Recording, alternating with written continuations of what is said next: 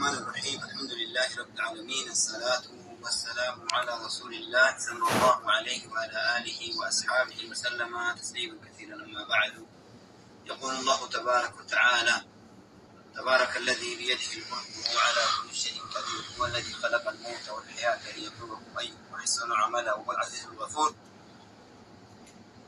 ربي سبحانه وتعالى قرآنك يستدي: كل نفس ذائقة الموت وإنما توفون أجوركم يوم القيامة فمن زحزح عن النار وادخل الجنة فقد فاز وما الحياة الدنيا إلا متاع الغرور. كل من عليها فان ويبقى وجه ربك ذو الجلال والإكرام. ولينكينا بروني قرتي كرامي ديالان وطبع جرتن حواسني كينا وان أرقامي قرتي تربان كالكيسا كيسي جرتن akka hawaasni biyyaaf ala keessaa sagartee hawaasa keenya kamisoota keessa jiru caqasaa jiru hin yaadatama. Wanta agartee obboleessi keenya Ahmad Abdulqaadir dhabuudhaarraa ka'ee guyyaawwan dabalatee kana keessatti hawaasni bakka jirutti guyyaa jina guddaa keessa waan jiruuf, yaada guddaa keessa waan jiruuf, akkuma siin dura isinii dabarsaa turre waa'ee isaa jala deemnee qoratama jiruu fi waan jiru agartee hordofaa akka turretti har'a ammoo inshaallah guyyaa agartee eega waan jiru maraa mirkaneeffannee waan argame cufayyuu agartee qorannaa jiru maraa adeemsifamee jedhamee har'a maqaa agartee hawaasa muslima Minisootaatiin akka agartee maqaa masiidan kennaatiin hawaasni kun argitee rakkoo galte tana hawaasa nu caqasaa ture saniif ibsuu barbaanna. Akkasuma hawaasa Minisootaa keessatti argamuufis as keessa jirtaniifis dhaamsa isinii dabarsuu barbaanna. نجاكسا سنين جنة ردرسيني إنا لله وإنا إليه راجعون. إن لله ما أعطى وله ما أخذ وكل شيء عنده بأجل مسمى. ربي سبحانه وتعالى كل شيء قد أروسات تأتي أكربي إسكايت ديمتي واني أمو قد جعل الله لكل شيء قدر. ربي وانجفا بكتي ودي بكيس بلا دمرون دنديتو بريس كينا منابهي لفامو نساء بيكامت إيغسي هردو في قرمين هذا هو يهدنا كراك أما ورقتك أما سيراتين isa agartee obboleessi keenya reef isa argamuun waan mirkanaa'eef rabbiin guddaan bakka jirutti maatii fi hawaasa agartee waan kana hordofaa ture sabrii bareedduu rabbi isinii haa kennu jedhaa. Nullee rabbi haa sabbarsiisu. Maatii isaanii kunniin kaas jiraniif qabiyee jiranillee rabbi sabrii haa kennuu fi wanni rabbiin dabarse akka rabbiin dabarsetti deemti. Waan rabbiin guddaan dalage jaalachuun barbaachisaadha. Wanni kun gochi kun agartee wanni argame kun hedduu waan nama rifachiisu, waan qalbii namaa cabsu, maatii agartee ijoollee xixiqqoo ijoollee afurii daa'imman dhiisee obboleessi keenya kun biraa agartee dabre. Kanaafuu rabbi rahmata isaa haa godhu jechaa. Akkasuma agartee guyyaawwan agartee dhaamsii asitti aanu obboleeyyan kiyya waan jiru maraa isaan jedhaan fitu gama gamanaan nama hedduu duubaan ta'a. Egaa hagana hawaasa keenyaaf obsa rabbii kadhannee maatii obsa kadhannee akkasuma walitti aansinee egasii takka lama tartiiba jiru sagantaa ammaan booda jiru maal fakkaata waan jirutti inshaallah walduraa duubaan dabarsinaa. Jazaakumullahu khairan. Baarakallahu fiikum.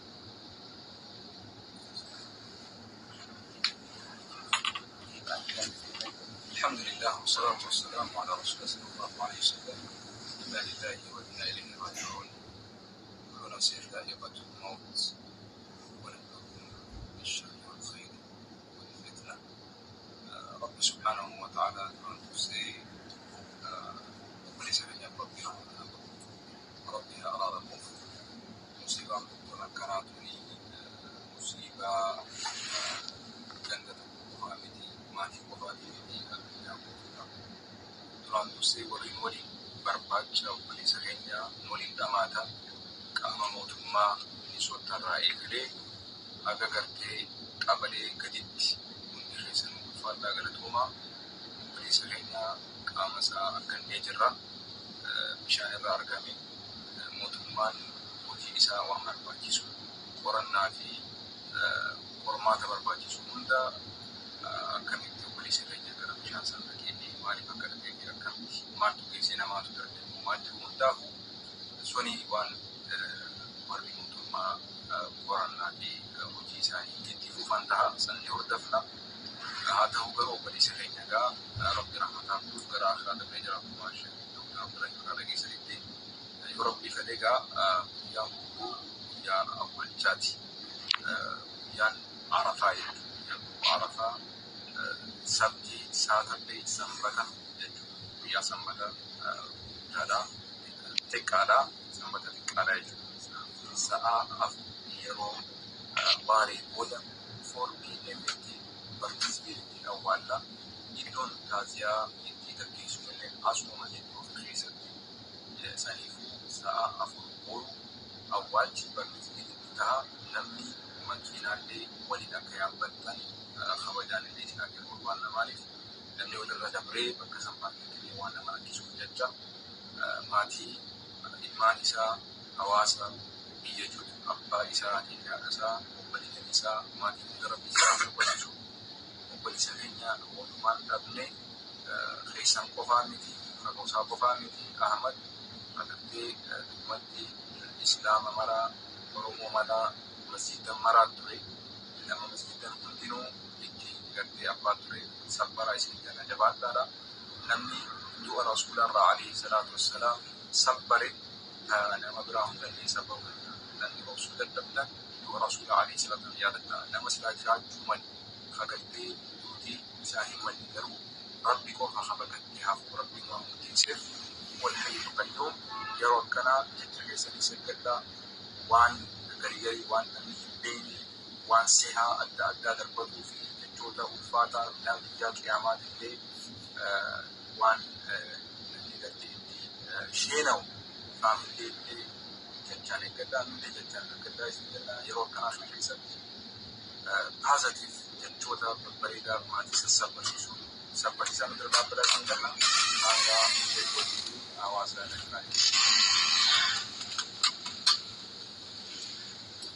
الصلاة والسلام على رسول الله صلى الله عليه وسلم وبعد إنا لله وإنا إليه راجعون. أقوى شيخنا فينا دبة مصيبان قلت ومرد قلت ربي أهل إساء والرئيساء إلمان إساء أبوتا أبلوتا مند إساء حواسك أسجل قولي جيران قولي جرو ديرتو إلغاب اللي ولين قلنا من مدى ربي أبسا في سبي جميلة هاتن نفدنا wanni jedhamu kanuma umara rabbiin waa sabbarsiisu akkuma rabbi kusuma khairii qabu rabbi isaa kennu itti aansuudhaan akkuma ustaaz Naasir jedhan yeroon amma keessa jiru ayyaama khairii fi ayyaama barakaati guyyaan barii guyyaa arafaati guyyaa ajiriin guddaan keessatti eeggatamu namni islaamaa kan naannoo kana jirtan kan misootaa keessa jirtan hundi keessaniyyuu awwaalcha kanarratti argamtanii haqa islaamummaa ka obboleessi keessan isinirraa qabu akka bayattan dhaamsa isinii dhaamna ajrii guddatu jira namni irra salaatee argitee kiniin geegessee awwaalee fidee kiiraa ta'ee ni argata ajrii gaara lamaa gurguddaa geettu rabbi isaa katabaa guyyaan ammoo guyyaa jabaadha sa'aallee sa'aatii asraa sa'aatii rabbiin kenna subhaanahu wa ta'aalaa kuduraa isaatiin gadi dhufee ummata arabatti bahee irratti gad dhiyaatee araarama kennu biddarraa nama ataku keessa waan taateef ajrii kana akka argattan baay'attanii gurmuu guddaadhaan dhiida jettanii akka nurraan hafne isin martinuu akka baatanii as jettanii deegessitan isin jenna soomanallee qabdanii waa hedduu wal keessa qabamee guyyaa kana keessatti warri isaallee kanaa yoo arganii sabbaranii kanaan akka nu bira dhaabattan warra nu dhaga'u warra kaluu kana jiru kana dhaabna kalammaffaa ammoo kan assalaamu alaykum ijoollee keenya deebi'eetiin jira tokkoffaa dura ummata kiyya ammas warroottan nadarramaa jirtanaaf galatoomaa tokkoffaa kiyya ani wanni jechuu barbaadu galatoomu waan jedha zajaa baay'een irraa qabdanna rakkachaa jirtan dhiiraaf dhalaa keessaniin lammaffaa warroottan na arrabsaa jirtan jechuudha warroottan suuraa kiyya laxxaftanii na arrabsaa jirtan jechuudha ani hoqqadhullee cittaa'ullee ilma kanaa je'eetiin cittaa'ee bultii kiyya na ubifadha bultii kiyya nama taha je'eetiin cittaa'ee innaa waan rabbiin je'e malee hin taatu kalaas naan taane na harkaa fashaloofte innaa sanaaf warroottan na arrabsitan warroottan suuraa kiyya laxxaftanii na arrabsitan rabbi zajaa keessan isin haa kafatu rabbitti isin dabarfadhee jira inshaallah rabbiin zajaa keessan ammumatti na haa agarsiisu faaxiiwwan suuraa kiyya laxxaftanii arrabsaa jirtan dhalaa taatanii silaanirraa barumsa fudhattanii aanirraa silaa waa meeqa if yaadachuu qabdan jennaan isin na arrabsaa jirtanii zajaa keessan rabbi isin haa kafalu rabbitti isin dabarse